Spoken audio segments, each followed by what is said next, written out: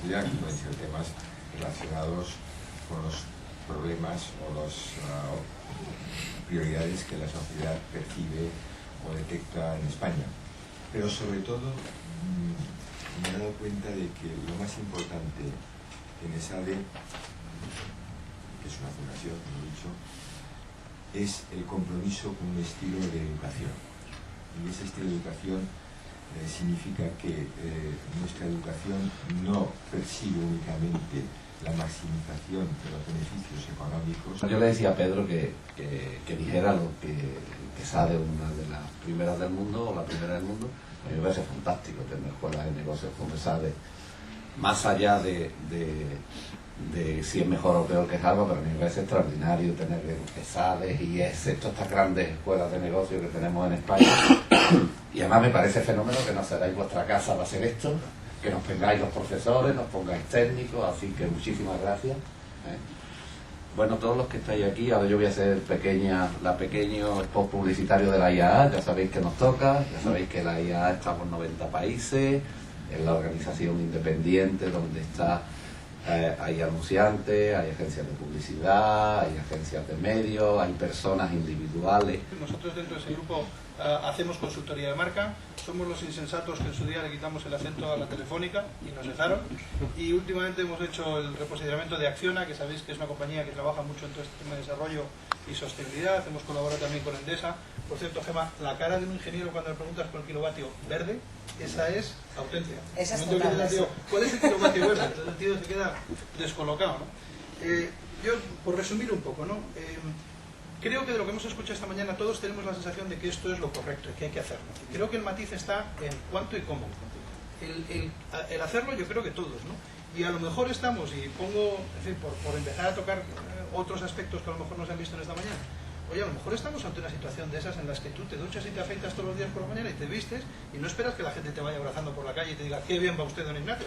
No lo esperas. A lo mejor lo haces porque es lo correcto y tienes la educación y la sensación y la civilización suficiente como para decir, es que esto es lo que tengo que hacer. No hace falta que me den un premio por ello. El consumidor es un bicho. Es un bicho raro. Y somos todos una panda de bichos y una panda de bichos raros. Y te levantas por la mañana y el día tienes el día sensible, y otro día tienes el día más activo, y otro día estás más pasivo, y otro día estás como sea. Y hay una máxima de una serie que tiene mucho éxito ahora, que seguro que habéis visto todos, que es House, y el tío dice, el tío siempre miente. Pues es verdad. Entonces nosotros hemos operado, por ejemplo, con compañías en el sector energético, con Endesa, y entonces te pones a hacer investigación de mercado y todo el mundo te dice que evidentemente está por el desarrollo y la sostenibilidad y las energías limpias y temas de control. Y dices, paga más, tu padre, conmigo no cuentes. En el momento que le dices, yo te vendo el kilovatio más caro, si algún día se pudiera garantizar la distribución de un kilovatio limpio, ¿no? Y no están dispuestos a ello. Y lo hemos hecho también con las cajas, por ejemplo, y cuando hemos hecho investigación con las cajas, la gente dice, cuando empiezas a hacer investigación y empiezas a escarbar un poco la cabeza de la gente te dice, oye, mira, lo de la obra social está bien, pero francamente, a mí que me bajen un puntito la hipoteca, ¿no? Un puntito menos de obra social y un puntito más de rebaja en la hipoteca para mí. Nos ha pasado también con la ONCE. Es decir, el consumidor es capaz de decirte sí a todo y es capaz de decirte, o el cliente o el stakeholder, o llamémoslo como queramos, pero es capaz de decirte todo esto es deseable y yo lo quiero, pero en el momento en que tiene que poner dinero de por medio ahí hay una limitación importante. Y me anticipo un poco a una de las conclusiones que quiero presentaros de las reflexiones que hemos hecho, así que dejadme que entre un poco en esto. Tenemos una primera pregunta, que yo creo que esto es más de los que sois publicitarios, yo toco el sector sectorialmente o tangencialmente, ¿no? Y preguntaba la gente de IAA y la gente de SADE si se estaba preparando el sector en este campo. Yo creo que el sector publicitario tiene sus normas de autocontrol y tiene sus organismos y tiene sus regulaciones y por tanto pues en ese ámbito yo creo que hay suficiente regulación. Una línea de pensamiento que a mí me preocupa y que veo con frecuencia es esta. Ante esta pregunta de si el sector publicitario se está preparando en este campo, pues hay una línea de pensamiento que empieza a crecer y que yo veo que se publica y empiezan a aparecer blogs, y empiezan a aparecer páginas. Algo como, mire, la publicidad no solo vende productos, sino también vende actitudes, valores, comportamientos, y entonces tiene que contribuir. Y yo en ese momento lo que digo es alarma. Se me enciende el botón del dashboard, ¿no? Alarm, cuidado, que este es un tema peligroso, porque ¿de quién es, no? ¿Quiénes son los valores, las actitudes, los comportamientos? ¿Quién tiene derecho a imponer sobre los demás una serie de actitudes, de valores, de comportamientos? Hay opciones religiosas, políticas, sociales, de todo índole y de todo tipo, y es muy delicado el pedirle a un sector como el publicitario que acometa ese tipo de promoción en nombre de quién, no está muy claro, ¿no? Y a veces estas cosas se dejan llevar, ¿no? Y luego de repente, pasado un tiempo, nos damos todos cuenta de que a lo mejor empujamos demasiado. Rompo una lanza en favor de mis primos hermanos de la policía diciendo, y sobre todo al pianista, que no le maten. Es decir, la publicidad, oiga, es el cliente que llega allí a hacer brief y dice, esto es lo que yo quiero contar, y el publicitario lo cuenta, y lo cuenta de una forma persuasiva y convincente y atractiva, pero luego no es su responsabilidad la música que está sonando, la melodía es de otro, ¿no? Entonces la reflexión no... Entonces, ¿quién creemos nosotros que es el responsable de ese discurso, de esas actitudes, valores, etcétera, etcétera? Pues creemos que son las marcas. Y este es un gráfico, ha salido en algunas ocasiones esta mañana, os voy a enseñar dos de estos que apoyan un poco una reflexión que ya salió esta mañana. Esto es un estudio hecho por una compañía que además creo que es vuestra, me parece que es el Henley Center, creo que es vuestra. Y este es del año 2001 y está hecho en Reino Unido. Ahora os presentaré otro de otra compañía y más reciente para otro mercado. Y os anticipo que en breve lo haremos también en España nosotros y creo que va a ser entretenido y divertido. Y lo que cuando le han preguntado a los británicos, oiga, en general, mezclando instituciones, personas físicas, marcas, en general, ¿qué confianza le inspira a usted cada uno de estas instituciones, personas y marcas que vamos a nombrar? Y la primera figura era el médico. Las 5 siguientes son marcas de gran consumo, que además son todas de alimentación. En Inglaterra evidentemente se come muy mal, con lo cual tienen gran dependencia este tipo de cosas, pero es fantástico. Y fijaros que el banquero aparece por ahí detrás, evidentemente tiene otro tipo de banqueros, luego la Coca-Cola, la iglesia y la policía, fijaros por dónde aparecen, y los políticos los he tenido que meter en horizontal porque no me cabía, era tan pequeña la barra de credibilidad que tenían los políticos, el miembro del Parlamento, entre el personal del Reino Unido, que francamente no cabía. Bueno, me anticipo una reflexión que vais a ver después en alguna que otra transparencia. Las marcas se han dedicado a hacer su negocio, se han dedicado a cumplir lo que han prometido. Y cuando han dicho, te doy el descuento, lo han dado. Cuando han dicho, saco este producto, lo han sacado. En el sector publicitario he escuchado muchas veces la máxima de que nada mata a un mal producto más rápido que la buena publicidad. Es decir, tú haces publicidad fantástica y todo el mundo va a consumir tu producto y tu producto es una castaña y no ofrece lo que ha prometido y ese producto es un desastre. La credibilidad de todas estas marcas está en que han cumplido religiosamente durante muchos años aquello que han dicho, y no han prometido os vamos a llevar a la luna, han prometido cosas tan sencillas como mis cereales van a estar crujientes por la mañana, punto. Motivo de reflexión: los políticos en general suelen prometer mucho más de lo que de hecho luego hacen y la credibilidad no les acompaña. Oye, a ver si vamos a meter las marcas ahora en un discurso de prometer cosas, vamos a hacer que se cumplan los derechos humanos en Colombia que no le competen, que no son su ánimo de responsabilidad, sobre el cual no tienen ningún tipo de palanca para accionar, y entonces empezamos a vivir el mismo fenómeno que han vivido las instituciones. En 2003 Bill Gates hizo una donación de 168 millones de dólares, ahí es nada, yo no los llevo encima, no es una cantidad que maneje habitualmente, un pastón, y la hizo con un fin estrictamente benéfico, ¿no? Dice, bueno, pues vamos a combatir la malaria en aquellos países donde hay malaria, etcétera, etcétera. Y sale un tío de Intermón Oxfam, que es uno de los directivos de la compañía, y le llama bastardo, cruel y desarmado. Porque en su expectativa lo que quiere decir es, este señor es billonario. Lo que debería dar no es 168 millones de dólares, debería dar 2 billones de dólares. Esa era la cifra en concreto que decía el tío. Decía que tenía que dar 2 billones.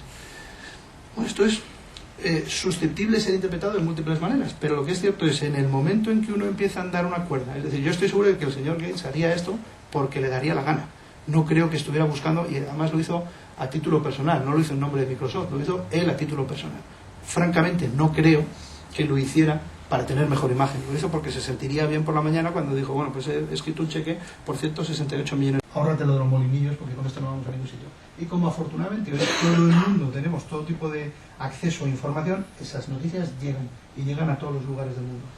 El caso de la valla esta que veis aquí de Absolute, pues es un ejemplo de esto es una valla alimentada con energía solar. Bueno, pues es una gracieta, lo que antes comentaba Alberto, como una ocurrencia creativa. Ojo, y yo creo que las ocurrencias creativas tienen su valor y de hecho os vamos a mostrar alguna que, mirad, nos hace gracia. Y a estas alturas de la sesión de la mañana lo mismo nos hace reír, ¿no? Y luego el tema este de los árboles con el de Virgin Mobile diciendo que lo que está haciendo es servir un bien mayor que el de la telefonía, pues también da mucha pereza, ¿no? Decir, no, ya, no. Usted sirve un bien que es absolutamente legítimo, que es el del señor Branson, que para eso tiene su iniciativa empresarial y gana dinero con ello, esto nos parece bien. Y luego habrá unos valores de marca con los que me identifique o no, y punto, pelota. Pero no me haga pensar, o no crea usted que yo voy a pensar que es usted una Dalí de los ciervos de Robin Hood y de los bosques, porque francamente no pueda. Y yo creo que eso hoy en día empieza a generar ya un rechazo y un cansancio y un hastío importante, ¿no? Un referente, pues me ha parecido algo de lo que tú comentabas esta mañana. he escogido IKEA, había otras muchas marcas, pero como sabía que había diferentes agencias de diferentes consultorías, pues no quería polemizar con uno u otro de nosotros. Bueno, pues es un cliente internacional, ¿no? Esto es un estudio como el anterior, pero muy reciente, hecho en el año presentado hace poco, lo vi en expansión hace poco y antes había salido en Brand Life. Y parecido a lo que sucedía en el Reino Unido, resulta que los suecos, la institución, el nombre, la marca, la persona virtual, por así decirlo, en quien más confianza tienen es IKEA. Y luego aparece la Radio Nacional Sueca. Y luego aparecen las universidades, así en genérico. Luego aparece la Volvo. Y por ahí, muy rezagados, aparecen la Iglesia y el Parlamento. Desde luego estos van a ser clientes míos durante muchos años porque me parece que necesitan mucho trabajo, ¿no? Y si hacéis una investigación y empiezas a mirar en IKEA, primero, yo no recuerdo en publicidad de IKEA hablando de su actividad social en ningún sitio. No, hemos mirado, hemos tirado de biblioteca, y ellos no hablan de eso, hablan de su negocio. Y cuando ves cómo describen su negocio y cómo describen su visión, dicen la visión de IKEA es crear una vida cotidiana mejor para la mayoría de la gente. Oye, yo me dedico a lo mío y lo presento dentro de un contexto un poquito más amplio, un poquito más atractivo, ¿no? Y lo hacemos ofreciendo una amplia variedad de mobiliario para el hogar, funcional, bien diseñado, a precios tan bajos. Tienen muy claro quiénes son y a qué se dedican, y no hacen grandes alaracas. En el contexto de eso, y si luego escarbas mucho y profundizas mucho, acabarás encontrando que hay requisitos que ellos imponen a sus proveedores, a sus distribuidores, y que tienen que ver con la ética de la compañía, pero lo tienen en el back office, allá al fondo del todo. Lo que le están contando al consumidor es esto, que es francamente lo que a mí me importa cuando voy a comprar IKEA. ¿Qué claves creemos nosotros que cumplen? Y acabo ya enseguida. Bueno, pues primero, que el foco está en el producto o en el servicio. No se han ido de donde tenían que estar. Están pisando el terreno que tienen que pisar. Que el foco además es en el cliente directo. Hay un montón de stakeholders. Pero ahora que hace años la gente de comunicación cuando decíamos, no, es que no hay que pensar solamente en el cliente. Hay más gente. Bueno, pues esa batalla yo creo que ya la hemos ganado. Yo creo que ya todo el mundo habla de los stakeholders. Bueno, pues ahora, perdonadme que sea un polemicón, ahora reivindico la figura del cliente. Oye, pero el cliente primero. El cliente igual que todos los demás, los otros stakeholders un poquito menos. El cliente primero, que es el que paga y es el que mantiene todo este tema, ¿no? Y en tercer lugar, un emplazamiento en un contexto que es legítimo por las credenciales de la marca, es decir, el tío de IKEA habla de sus muebles, pero de mayor trascendencia. La vida, mejoramos un poco la vida cotidiana, mejoramos tu actividad en el día a día, etc. Ejemplos divertidos que hemos visto, un par de ellos. Uno, esto es Charmings, una marca de papel higiénico de Procter & Gamble. Y estos cachondos van y habilitan 20 baños de lujo, impecables, estupendos, en medio de Nueva York, en Manhattan. Y son evidentemente de uso gratuito. Entonces, no sé si os ha pasado alguna vez de eso de que te haces un viaje transoceánico y vas a ir reventado y hecho polvo y tu hotel está en el otro punto y además has tenido que ir a 17 reuniones y entonces no te da tiempo a volver a ningún lado. En ese momento que venga un tío y te diga, tranquilo, no pasa nada. Baño limpio, aseado, impecable, porque es una bendición, ¿no? Bueno, pues sin grandes alaracas, sin grandes pretensiones, pero es una contribución a una sociedad, en este caso la neoyorquina, en un contexto que le es propio. Es decir, oiga, yo vendo papel higiénico. Entonces, si yo digo, voy a hacer una donación de $200.000 a la promoción de las vacunas de lo que rayo sea en algún país tremendamente necesitado, pues está bien. Pero francamente a mí no me va a decir nada para que vaya a comprar el producto. No me va a caer mal la marca, desde luego, pero no me va a incentivar mucho. Esto, a mí me hacen un fiel. A mí este tipo de cosas me parece que son interesantes, ¿no? Nokia, un ejemplo.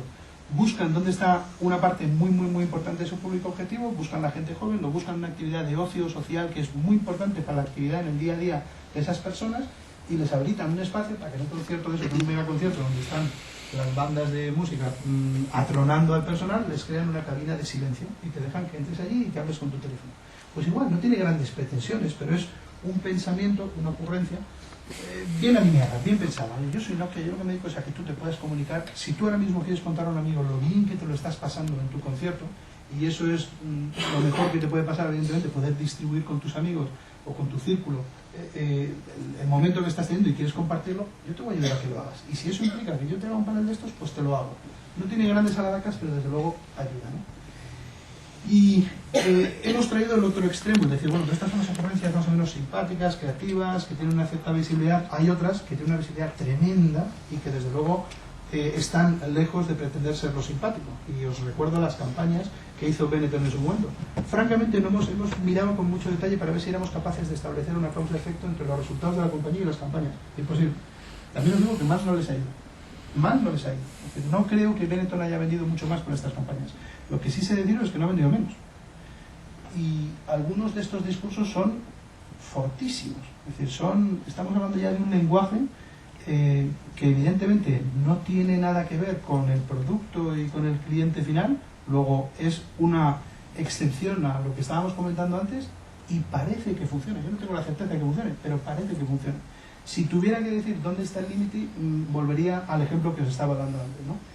David Vogel es un reconocido y prestigioso profesor de la Universidad de Berkeley y lo que dice básicamente es donde se para el dólar. Es decir, en el momento en que la actividad de responsabilidad social de la empresa implica un mayor coste y por tanto hay que repercutirlo, implica un mayor precio en el producto o en el servicio que consume el cliente, creemos que ahí no funciona. Y os doy dos ejemplos para cerrarlo. Uno, Fairtrade, es uno de los primeros iconos o de los primeros conceptos que se acuñó en Estados Unidos de promoción de actividades sociales, ¿no? Era una especie de sello de garantía que decía que ese café se había recogido en condiciones legítimas y que no había habido explotación ni de niños ni de personas que no deberían de estar recolectando el café, etcétera, etcétera. Después de una docena de años tiene un 1% de cuota en el mercado americano. Otro ejemplo que os cito es, hay fondos ya de inversión que invierten exclusivamente en compañías que llaman ellos éticas, compañías que han pasado un código, un decálogo, por así decirlo, de responsabilidad empresarial. Esos fondos hoy tienen un 2% de la cuota de mercado total de los fondos. La conclusión que yo querría presentar en este lado, en esta parte del aspecto, es ahora mismo, por lo menos ahora mismo, creemos que probablemente la sociedad no está suficientemente preparada como para pagar más por este tipo de actividades y por tanto el límite hoy en día parece estar en donde eso ya implica un incremento de coste y de precio del producto o del servicio que se está prestando. Cuando escribimos sobre estos asuntos echamos muchas veces de menos incluir temas relacionados con la comunicación y la publicidad, porque podemos hablar mucho de estrategia empresarial, de productos, de servicios, del desarrollo que vamos a hacer de la RSE, pero sin duda la comunicación es un aspecto muy importante y no siempre aparece como tema fundamental de un seminario. Entonces, dar la enhorabuena por escoger este tema para hablar hoy. Como ya nos han introducido, lo que vamos a intentar es hacer una mesa redonda que dé pie al debate y a introducir algunos puntos que no se hayan podido mencionar o un poco insistir en otros que consideremos importantes. Muchas gracias por estar ahí, porque si no estuvierais ahí yo me iba. Muchas gracias también a ESADE y a la IA por darnos esta oportunidad. Yo, los que me conocéis, sabéis que soy desmesurado y voy a tratar de ser un poco comodido porque somos muchos aquí, pero en realidad lo que he venido es hablar de mi libro. Os lo aseguro, me he traído un libro del que quiero hablar.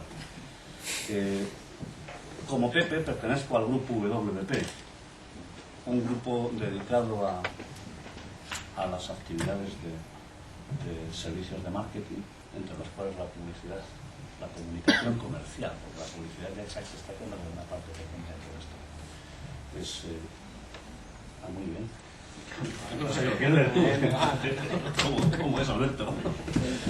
Bueno, somos un grupo de compañías global, estamos en todo el mundo, tenemos 900.000 empleados, unos cuantos cientos de millones de dólares de facturación y por tanto, lógicamente, como tal corporación,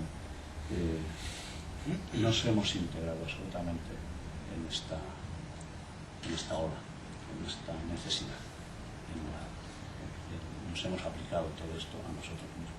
Gemma señalaba en su exposición con la que en fin, comparto la heterodoxia de estos enfoques tuyos, ¿no? Me parece interesante, me parece estimulante de cara al debate.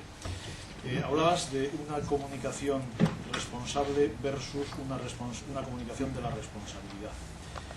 Yo ahí debo decir que la comunicación responsable soy 100% partidario. Yo soy contrario al delito y a la irresponsabilidad y a la inmoralidad, ¿no? Por tanto, una comunicación que tenga ya de origen el sello de irresponsable me parece totalmente detestable. No creo que nadie se pueda plantear esto. Es decir, la cosa es, yo soy bueno, conviene que lo diga. Esto es lo que yo creo.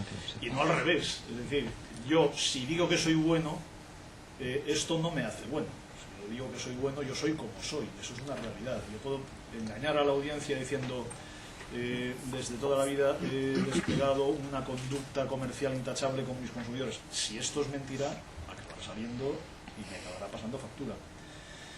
Yo, por ejemplo, soy cliente de Telefónica. Entonces creo tener derecho a saber qué hace Telefónica con lo que gana, aparte de que, por supuesto, que paga sus impuestos, eso por descontado. Pero creo tener derecho, como ciudadano y como cliente de una compañía de semejante visibilidad social, de semejante trascendencia, pues me gusta saber lo que hace, por ejemplo, en la India, con la Fundación Vicente Ferrer y con una serie de actividades que considero importantes. Tampoco hay que comunicarlo de manera notarial, ¿no? Se hace saber, y aquí tengo yo mi manifiesto, hombre, que tenga un poquito. Se emiten cada año 2 millones de anuncios, ¿no? Jesús, esto te lo sabes mejor, ¿no? Si hacemos un anuncio que sea un bando, pues hombre, pues para eso ya lo dejamos y no anunciamos nada. Creo que se puede anunciar, no solo enunciar. O a lo mejor resulta que la RBCC es solo para enunciar, pues no lo sé.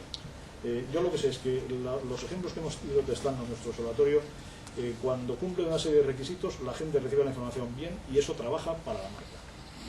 Trabaja para la marca en el sentido de diferenciarla de las demás, porque como comentábamos antes, en el mundo de los negocios, el terreno clásico de las variables duras es un territorio de empate. Los operadores de todas las categorías cada vez se parecen más en las variables duras.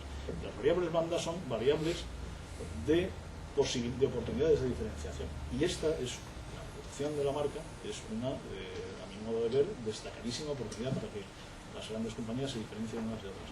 Más aún, fijaos, y ya con esto acabo, os lo prometo. Un ejemplo que ponía esta mañana. En los nuevos entrantes del sistema financiero, compañías como ING han tenido a su favor la agresividad y la visión y la audacia de hacer unos planteamientos completamente inéditos en su categoría. Pero tenían en su contra algo que los demás operadores del sistema podían echar mano, que es que no tenía pasado, no tenía reputación.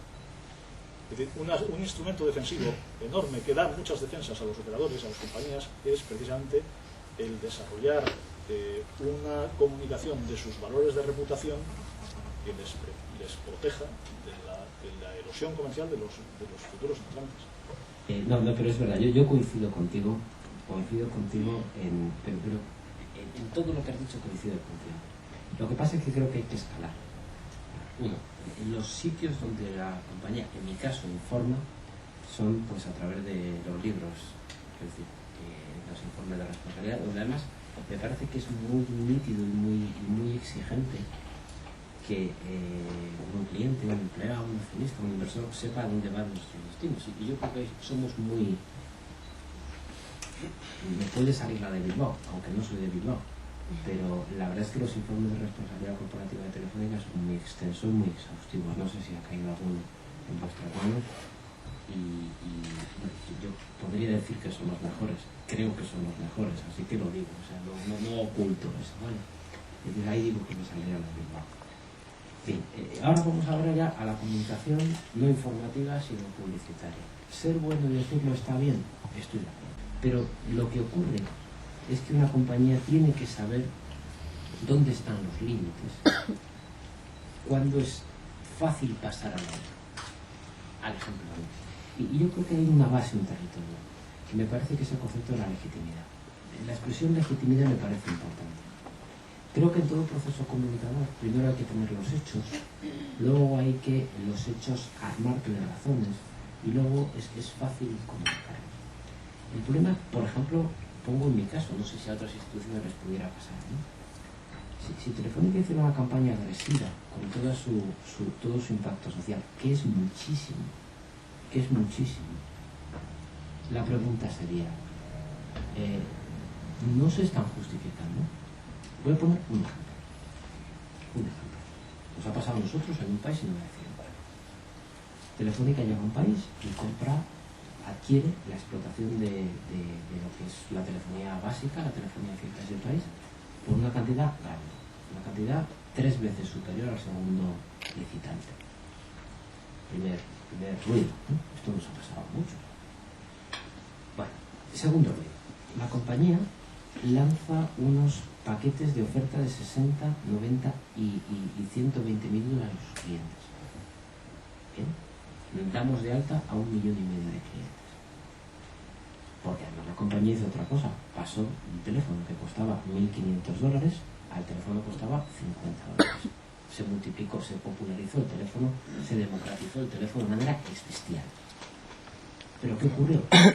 Que no comunicábamos a los clientes el minuto 1 más del 61, 91, 121, pues ya no era el precio del paquete, se multiplicaba muy caro. Y no lo comunicamos, los sistemas, es decir, no le cortábamos al señor la línea. ¿Qué ocurrió? Que en el primer año dimos de alta 1,5 millones de clientes y en el segundo año se dieron de baja 1.475.000 clientes.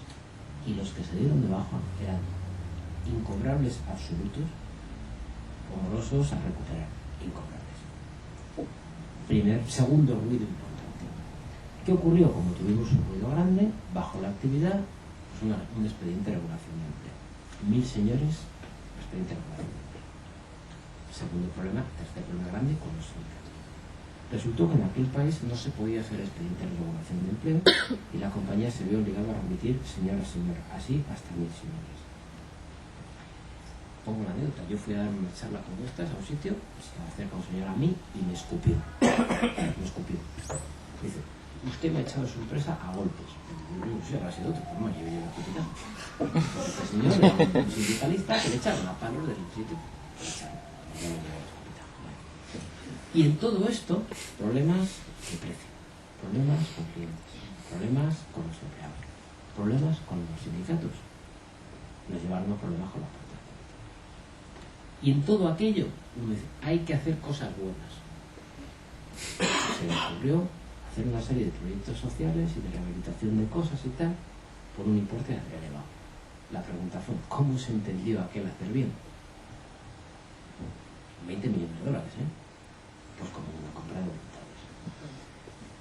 Ese es un problema. Entonces, yo creo que yo diferencio aquí lo que es la guinda y el pastel. El pastel es tu negocio, caso 2. Y la guinda es algunas de estas otras cosas. Pero una guinda sin pastel, pues es una canica que tiras y pisas. No vale para nada. Un pastel sin guinda es una penita. Pero una guinda estupenda en un pastel podrido, pues no lo pasa. Y yo creo que ese es el momento en el que tenemos que cambiar. Diferenciemos información, ¿eh? Yo estoy de acuerdo contigo, y defendemos de la comunicación. ¿Hay que contar lo que se hace bien? Sí. El tema es que ver cuándo. Y a cuándo te lo da el concepto de legitimidad. Has de contarlo cuando puedes contarlo, porque cuando lo cuentes será bien recibido. Y no se vuelva como un moderador. Ese es un poco la tesis. Eso no es más que estrategia empresarial y comunicación. Pero estamos de acuerdo con todo, ¿no? Casos como el que Alberto contaba hace un momento, creo que hemos vivido y estamos viviendo y seguimos viviendo todas las compañías que tenemos intereses en Latinoamérica, sin excepción, sin excepción. Y os diría más, casos en los que actuaciones publicitarias se convierten en cosas que provocan movimientos internos muy fuertes. Es más, nosotros tenemos un caso curiosísimo en la costa atlántica colombiana, en el que, bueno, pues es un caso en el que se ha trabajado desde hace unos cuantos años la responsabilidad social de una manera integral. ¿Por qué? Porque nosotros nos dimos cuenta allí que teníamos un gravísimo problema, pero un problema de índole tal, ¿no? De índole tal, que estaba poniendo en jaque, por supuesto, el negocio, no en la costa atlántica colombiana, sino el negocio entero de la compañía en Colombia, y por ende estaba poniendo en serios aprietos a la cuenta de resultados global del grupo, ¿no? Y era un problema que se concretaba en algo que en un producto de las características como el nuestro, que es un bien absolutamente esencial, ¿no? Nosotros, bueno, pues tenemos algunas virtudes y algunas desventajas, ¿no? No hay un producto más virtual que la energía eléctrica. No sé si alguno de vosotros habéis visto un kilovatio. Yo nunca lo he visto. Yo lo he sentido, ¿eh? Yo no, eso sí puede ser, eso sí puede ser. No existe un producto como el kilovatio. Nadie lo ha visto, nadie lo ha visto. Yo pregunté primero a los ingenieros de mi casa. Dije, ¿dónde están? No lo sabemos. Después dije, debe ser que los ingenieros de mi casa no saben lo suficiente. Y entonces me marché a Endesa. Y les pregunté a los ingenieros de Endesa. Y el kilovatio tampoco lo habían visto. Me fui a Iberdrola y así sucesivamente. En definitiva, tenemos un producto un poquito peculiar.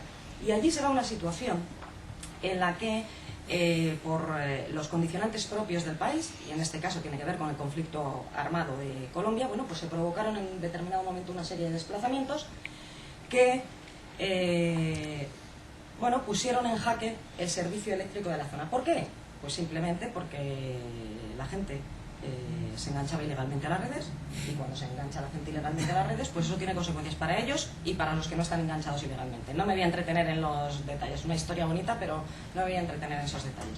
El foco de conflicto tal que se generó nos llevó hace unos cuantos años a intentar resolver eso mediante vías que tenían que ver solo con la comunicación, y fracasamos.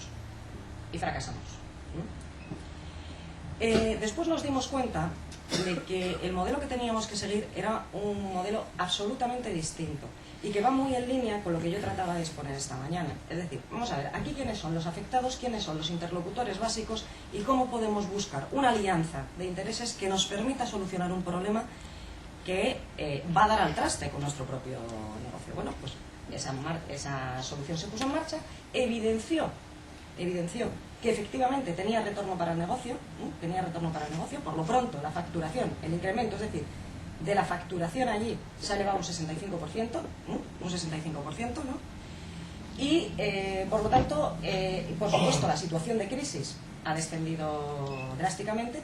No se ha empleado, en este caso, un solo duro en herramientas publicitarias masivas, insisto, publicitarias masivas, sí en otros elementos y otras herramientas de comunicación que al contrario han sido amplísimamente utilizadas. Y fijaros la paradoja, el programa está dando resultados, tantos resultados que hay dos organismos internacionales en este momento, el Banco Mundial y el Banco Interamericano de Desarrollo, que están en reuniones con nuestra gente allí porque quieren ver si esa iniciativa es extrapolable a otros países que tienen situaciones similares, o bien en el suministro de la energía, muy propias en casi todos los países centroamericanos, o en otro tipo de servicios públicos, como los llaman ellos, aguas, gas, etcétera, teléfonos, etcétera, etcétera. Me consta además que vosotros vivís ese tipo de problemas también allá. Bueno, pues fijaros hasta dónde ha llegado el punto, que volviendo a donde yo iniciaba, es quién tiene credibilidad en este momento para decir las cosas. Hay dos organismos internacionales suficientemente avalados que se interesan por la iniciativa y dicen: señores, díganos qué han hecho ustedes, que queremos conocer si esto es extrapolable, porque puede ser una solución para el problema endémico de la gestión de la energía en estos países. Y aún así, hemos recibido serias críticas del mundo del tercer sector. Serias críticas. ¿Argumentadas en qué? Simplemente es que usted no debería estar en ese país porque ese país no respeta los derechos humanos. Es decir, ¿hasta dónde estamos llegando? Estamos llegando al final a que el panorama en el que nos encontramos, donde antes había una serie de políticas y de servicios que se entendía que estaban exclusivamente en manos de las políticas públicas, el hecho de reconocer la importancia de la empresa como agente de transformaciones sociales y el hecho de que las empresas quieran dar solución a ese tipo de problemas, no por nada. Es que, entre otras cosas, insisto, está su supervivencia en juego, está su negocio en juego. Si eso no lo vamos a ocultar, al final acabemos intentando atribuir responsabilidades a las empresas que difícilmente pueden ser, en este caso, de su responsabilidad, valga la redundancia. ¿Qué quiero decir con ello? A modo de ejemplo, el problema desde mi punto de vista es mucho más complejo que si utilizo una herramienta publicitaria o no para comunicarlo. El problema es tan complejo que, insisto, excepto el ejemplo que ponía de Bancaja Alberto, podremos valorar más o menos cada uno de los ejemplos, pero no acredita ninguno comportamientos, el mero hecho de tener esa publicidad o de lanzar esa publicidad, incluso ligada a productos o servicios, o no ligada a productos o servicios, no garantiza que la compañía que la está emitiendo esté adoptando políticas responsables allá donde las tiene que adoptar, con sus empleados, con el medio ambiente, etcétera, etcétera. No lo garantiza. Y lo que es mejor, o lo que es peor, depende de cómo lo queramos ver, el consumidor no se lo traga. No hay que hacer publicidad de responsabilidad, sino publicidad responsable, ese es el título, ¿no? Y yo creo que atendiendo un poco a, que es un poco lo que decimos. Bueno, creo que hay una pequeña diferencia. Esto no pasa. Así, vale. ¿Hay por aquí alguien que vaya a publicar cosas mañana? Pues entonces lo dejo. Ya estoy grabando. Lo dejo fuera de. Aquí no hay dos alternativas, que no lo publiques o que no lo digas. Entonces te diría que no lo publiques. O sea, esto lo planteamos. Libertad de expresión, Sí, hombre. Libertad de prensa. No vengas con eso. Y le voy a decir por qué, ¿no? Porque yo creo que ahora sí que se de lo alguna publico. forma se puede Por plantear dicho. todo de muchas maneras distintas. Pues avísale que le vas a publicar. Se puede plantear desde un punto de vista de conceptos o se puede plantear desde un punto de vista de críticas. Entonces, algunas de las cosas que voy a decir entran en concepto y he puesto ejemplos concretos. En consecuencia, si alguien entiende que lo que voy a decir le molesta, levanta la mano y dice: responsabilidad social. no me gusta que digas esto. Bueno, primera cosa, yo creo que los conceptos de responsabilidad y lo que es la política de responsabilidad corporativa ha de quedar fuera de lo que es el ámbito de la comunicación. Gemma lo decía antes, bien, esto no va de decir, esto va de hacer. Y va de hacer de una manera determinada. La experiencia demuestra que en casi todas las compañías la comunicación va por allí y la realidad de la compañía va por allí. Algunas veces convergen, algunas. Y cuando convergen está muy bien, porque realmente es cuando al final te das cuenta que la comunicación, barra, la publicidad, barra, las relaciones institucionales, barra, las relaciones públicas, barra, lo que fuere, al final contribuye al negocio. Y muchas veces la realidad por ahí se pierde. He puesto unos datos ahí un poco para que veáis de dónde viene todo el tema del marketing responsable. Hay un debate grande, también hay un debate grande en Estados Unidos, si hemos de ser filántropos más o menos, si hemos de dar mucho dinero, etcétera, etcétera. Y yo creo que ese es un debate erróneo.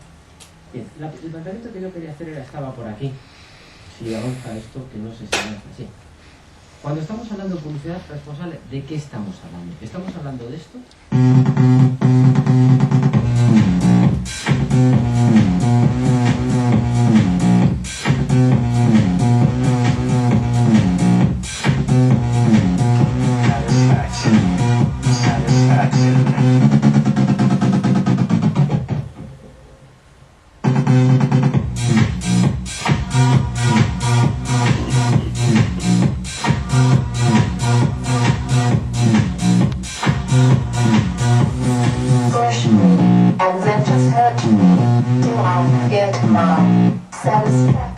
Ella puede, porque 7 millones de clientes quieren.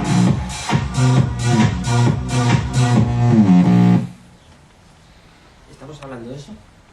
¿O estamos hablando de esto? Esto es, no sé si lo conocéis, es una cosa que se llama el compromiso Bancaja.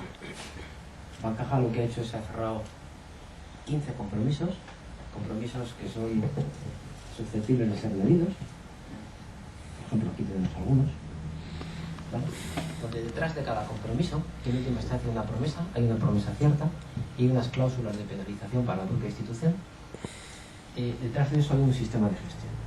Por ejemplo, no sé si tenemos a la cabeza el último, no lo he conseguido, es el de si me quedo en paro, me retienen, me liberan el pago de la hipoteca durante 6 meses. No sé si lo conocéis. Eso le está suponiendo a la Bancaja unos costes financieros bastante grandes. Lo que están haciendo con esa operación es que esas 6 cuotas de mesa la llevan al final de la vida del préstamo. Es decir, no le perdonan al señor la historia, pero hacen este tipo de cosas. Estos compromisos, a su vez, que han lanzado con los consumidores, se han traducido también en compromisos internos. Cada vez que lanzan un compromiso a la calle, lanzan un compromiso dentro. Y de alguna forma les ha llevado a situaciones como, saldrá en los próximos días, el compromiso número 16, que dicen algo así como: ya era hora que un banco le devolviera el dinero si no queda satisfecho. En última instancia, si tú no quedas satisfecho de esa operación, el banco te reintegra los costes de la contratación, los costes de tal, e incluso, por ejemplo, si cancelas una IPF al cabo de los 15 días, te devuelven el dinero que surgiría del tiempo que hayas mantenido esa imposición a plazo fijo. Eso sí. ¿O estamos hablando de esto? La Caixa. Información social. Becas nacionales.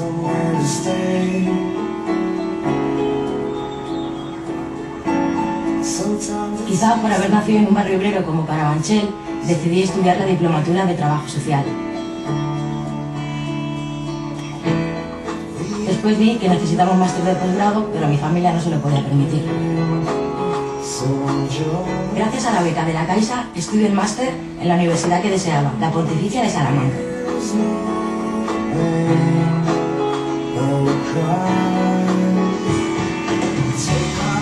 El programa de becas nacionales de la Caixa facilita que los estudiantes españoles puedan realizar sus estudios de posgrado en la universidad española que consideren más apropiada. Ya son más de 2.000 los licenciados y diplomados de toda España que han recibido una beca de la obra social.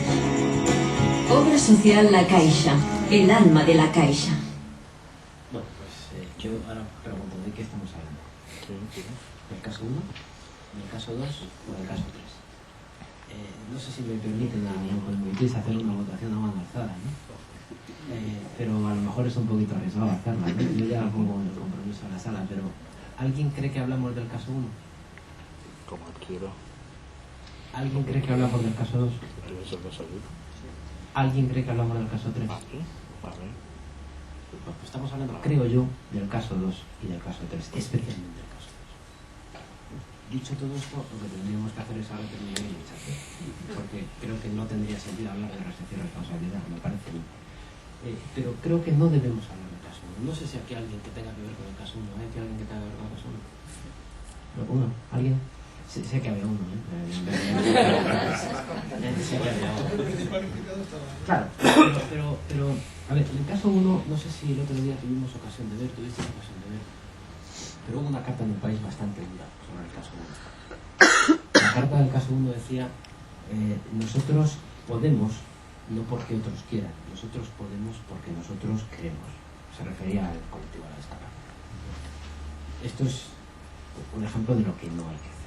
Esto es lo que no se puede publicar. Telefónica dice que lo que ha hecho el Jamón Instagram, eso no se puede decir, ¿no?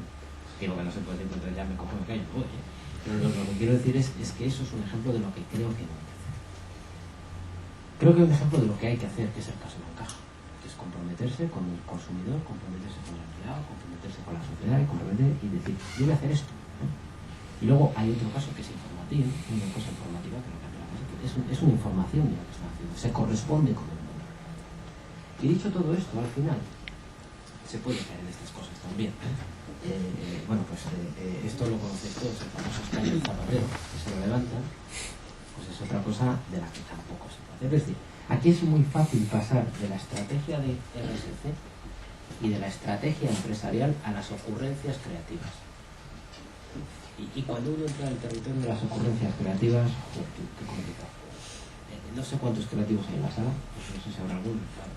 Mi amigo Miguel, que está por ahí, que no es creativo precisamente, pero no sé si estará de acuerdo conmigo, pero pasar de la estrategia empresarial a la ocurrencia creativa hay un paso, que lo definió muy bien Groucho Marx con el más madera. Entonces, bueno, conclusión, ¿de qué estamos hablando? Yo creo que lo que estamos hablando en última instancia es de tener claro cuál es la visión de la compañía. Esta es la que hemos puesto nosotros. Esta es tan buena o tan mala como cualquier otra, ¿vale? Pero fijaros, y no me voy a extender mucho, esto lo hemos sacado hace muy poquito tiempo, hace un mes aproximadamente, y en torno a esto queremos construir el posicionamiento de la marca telefónica. Marca telefónica que tiene bastantes jornadas, ¿eh? En términos taurinos, nos han dado muchas jornadas con la marca telefónica y de alguna forma entendemos que eso es algo a lo que hay que dar la vuelta. Hemos dicho algo así como queremos mejorar la vida de las personas, facilitar el desarrollo de los negocios y contribuir al progreso de las comunidades donde operamos, proporcionando servicios innovadores basados en las tecnologías de la información y la comunicación. Yo creo que hay muy pocas telecom del mundo que puedan firmar esa frase. La primera parte la puede firmar cualquiera, hay que poner el adjetivo, ¿no? Nosotros no vendemos educación, vendemos teleeducación, no vendemos bisturís, vendemos telemedicina, no vendemos seguridad, es decir, los señores que nos vigilan la casa, vendemos teleseguridad. Todo eso gira en torno a eso. El concepto de mejora de la vida de las personas tiene mucho que ver con el ámbito de la RSC. El concepto de los desarrollos de los negocios, por ejemplo, emprendedores sociales también tendría que ver, ligados, como antes decía Gemma, a lo que es el mundo de tu propia actividad. No tiene sentido, y tomo su ejemplo, que una compañía de petróleo se ponga a hacer viajes. Bueno, sí porque gasta gasolina cuando viajas, pero si viajas en el avión, pues también porque se lo suministran los aviones. Pero bueno, quizá se podría. Entonces, esto al final nos ha llevado a una expresión creativa que le hemos de llamar algo así como espíritu de progreso. Yo confío que esto se vea de manera nítida en los próximos meses en todos los territorios que están relacionados con la comunicación, en lo que sería históricamente un 360 grados de comunicación. Bien, esto nos arma una declinación por cada uno de los grupos de interés. Al empleado le significa una cosa, al accionista le significa otra, al proveedor le significa otra, a la sociedad le significa otra, etc. Esto es un ejercicio estrictamente empresarial. Eso nos lleva a una serie de valores. Valores que hemos traducido para lo que es nuestra compañía. Y hay una expresión ahí que aparece el concepto de comprometido. En el concepto de comprometido aparece el concepto de responsable. Esto se traduce en lo que hemos dado a llamar unos principios de la actuación. Estos principios de la actuación, en última instancia, lo que nos están haciendo es una cosa que es esta tabla. Son una serie de principios de la actuación que se traducen en 4 grandes cosas: honestidad, confianza, respeto a la ley, derechos humanos e integridad. Los accionistas, una serie de cosas, y en última instancia lo que es importante es la parte de fuera del círculo. Son cuáles son las políticas que el grupo va a desarrollar, ¿de acuerdo?, para comprometerse con eso. Hay una parte que está como por aquí, ¿dónde está? Aquí. Publicidad responsable. La pregunta es, ¿y cómo se hace una publicidad responsable? ¿Se hace haciendo publicidad de la responsabilidad? ¿O se hace teniendo un flujo de comunicación que responde a eso? Y eso es un poco de lo que vamos a hablar. Vale. Y yo creo que hablar de eso hay que diferenciar varias cosas. Primero, el marketing con causa. Y eso es la solidaridad. Segundo, el marketing responsable, que es la responsabilidad. Y tercero, el marketing, que tendría que ver un poquito con el posicionamiento. Voy a ir deprisa, porque en última instancia podemos hablar de estas cosas. Vale, creo que esto está bien. Creo que eso está bien. Creo que la operación que ha hecho el Barça con Economicet es una operación muy interesante. Es muy interesante como prestigio de un soporte publicitario demostrado. Ya veremos luego lo que sucede, pero creo que es muy interesante. Me parece, en última instancia, que todo lo que ha ido pasando, bueno, al final recibe determinadas críticas. Creo que cada vez más estamos recibiendo críticas al marketing solidario. ¿Por qué? Porque para una compañía grande donar 50 millones de euros, 60 millones de euros, hacer obras, llamemos de tipo comprometidas, os diré que es barato. Lo caro es montar los procedimientos para que, en el caso 2 que poníamos, las cosas pasen. Y hay un territorio por ganar brutal por parte de todas las compañías. 50 millones de euros, os prometo que es barato. Es barato. Cuesta mucho más ajustar la estructura, ajustar los procesos, ajustar los sistemas, ajustar, por ejemplo, en términos publicitarios, un workflow de publicidad que te garantiza que no te salen disparates. Esto es muy complicado. Nosotros tenemos una enorme suerte de disparates y ocurrencias. Una enorme suerte. Os voy a contar una, las que se quedan en esta pared, ¿no? El otro día me llega un anuncio. Un anuncio grabado, filmado, o sea, ya, producción. Que consistía en lo siguiente. 2 señores secuestran a un chaval. Le meten en el capó del maletero del coche. Y uno le dice al otro, toma, llama tú que yo me he quedado sin salud. Y dice, joder, yo tengo la tarifa plana, no sé qué, la puta de la madre, 3 meses gratis. Esto es un disparate. Disparate absoluto, o sea, esto es un disparate. ¿Esto qué es? Aparte de ser un disparate, que creo que le debería haber costado más de la cabeza a alguien, esto es una ocurrencia creativa, ¿no? De las tantas que hay. Esta es una ocurrencia. Entonces, claro, el creativo tiene la tendencia natural a ser diferencial. Es que esto es muy notorio, joder, también es muy notorio que salgas haciendo la matanza de Texas, ¿no? Pero tienes que poner unos límites. O sea, la diferencia entre la estrategia empresarial y la ocurrencia es que es muy complicado de ver. Entonces, aquí es un tema que hay que ver. Esto, al final, yo creo que nos está dando bastante ruido. El concepto de la responsabilidad yo creo que empieza por aquí. Hablamos del respeto a los derechos individuales y colectivos, así como la difusión de mensajes socialmente aceptables. Esto tiene mucho que ver con estas cosas, lo que decíamos antes, la honestidad, el respeto por la ley y los derechos personales. A ver, ¿qué hay que evitar? Que la publicidad pueda inducir error a su destinatario, ya sea por ambigüedad, por incertidumbre. A ver, por ejemplo, compromiso Bancaja. La Bancaja han hecho una cosa, nuestra no tiene letra pequeña. Pues ha supuesto que la letra pequeña desaparece de los contratos y se convierte en letra grande. La letra grande lo que les ha supuesto es cambiar las aplicaciones. La letra grande lo que además les ha supuesto es otra cosa divertida. Es que como tienen letra más grande consumen más papel. Han hecho el coste del consumo de papel, que tiene un puntito verde. Está muy bien, porque todavía te das cuenta lo que te cuesta, ¿vale? ¿Qué más?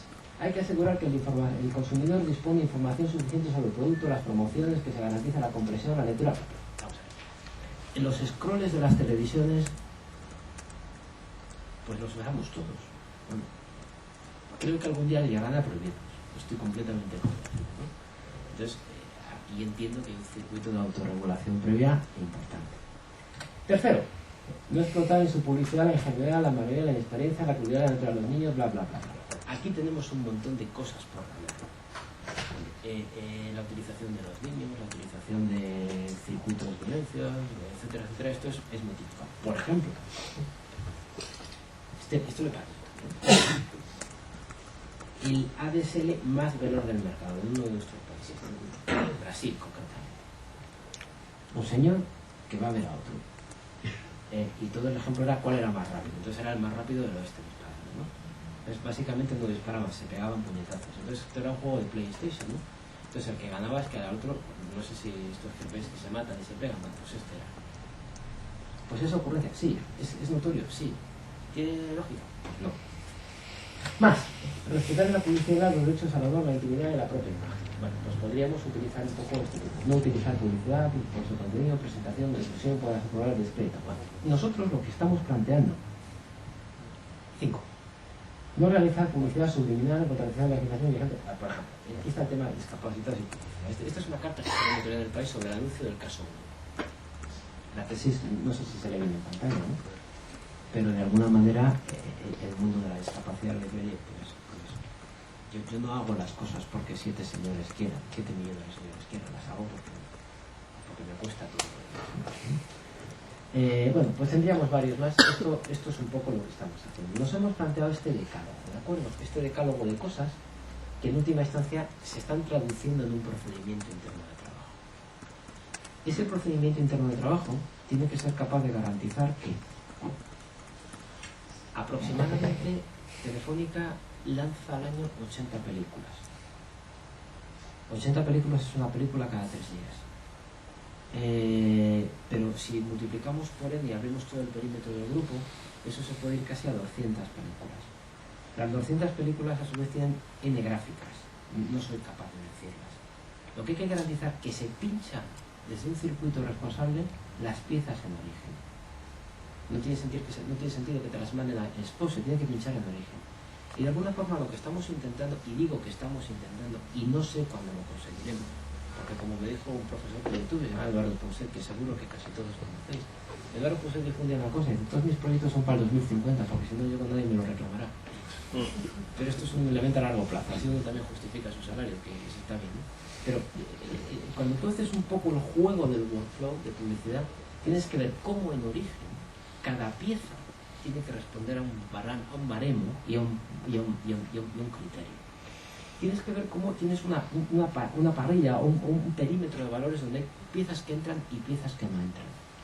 Tienes que ver donde la creatividad funciona o no funciona. Entonces, de alguna forma, eso no lo puedes dejar a la no ocurrencia de lo creativo, tienes que sistematizar.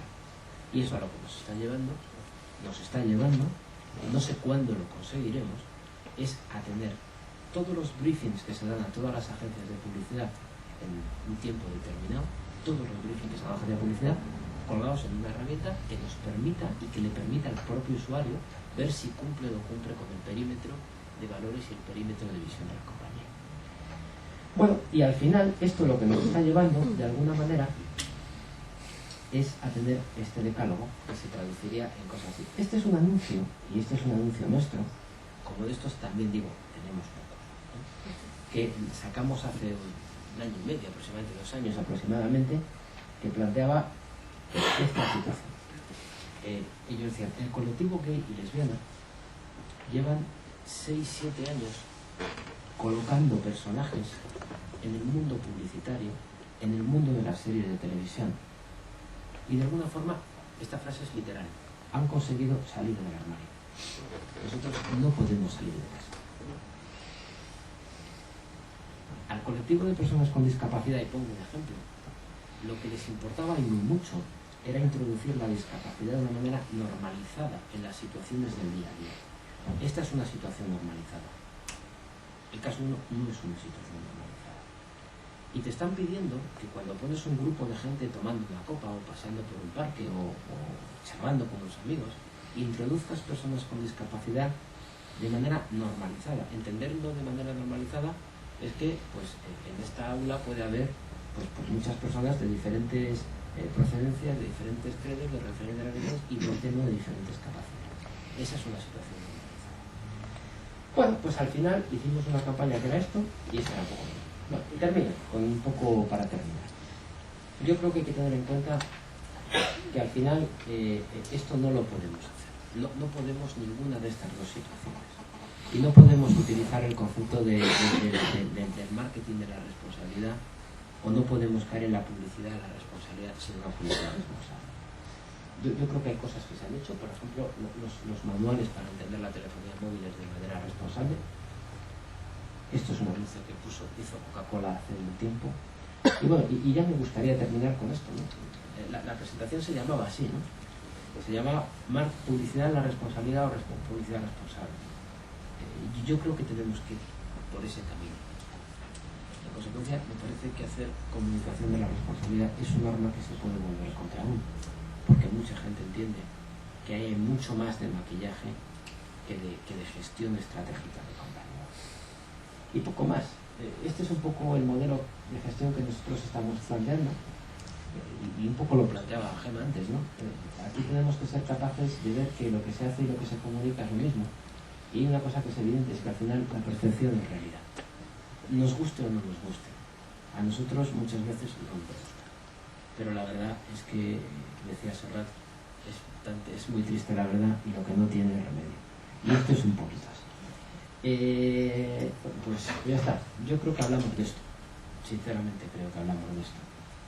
Y lo otro, el caso 1, si lo metemos dentro de esto. No al margen de esto. Pues no tengo nada más.